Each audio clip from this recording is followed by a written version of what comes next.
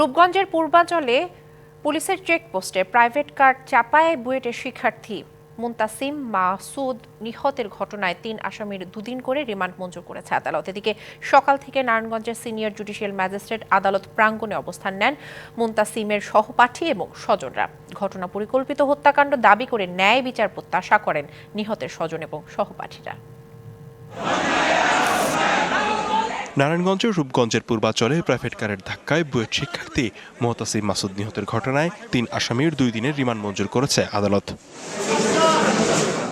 এর আগে রবিবার সকাল 10টায় কঠোর নিরাপত্তায় 3 আসামি প্রাইভেট কার চালক মুবিন আল মামুন ও তার 2 বন্ধুকে আদালতে হাজির করা হয়।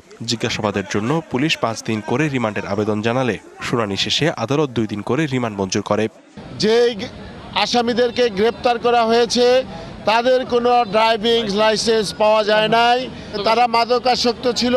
তাদের শিয়া বাটার ও ভিটামিন ই সমৃদ্ধ Lily glam beauty soap. Lily always beautiful.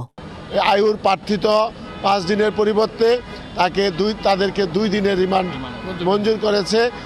তো আমরা চাই এই মামলাটি সুষ্ঠু তদন্ত হোক। এদিকে ঘটনার ন্যায় বিচারের দাবিতে জেলা আদালত প্রাঙ্গণে অবস্থান নেন নিহত মুনতাসিম মাসুদের সহপাঠী সহ স্বজনরা।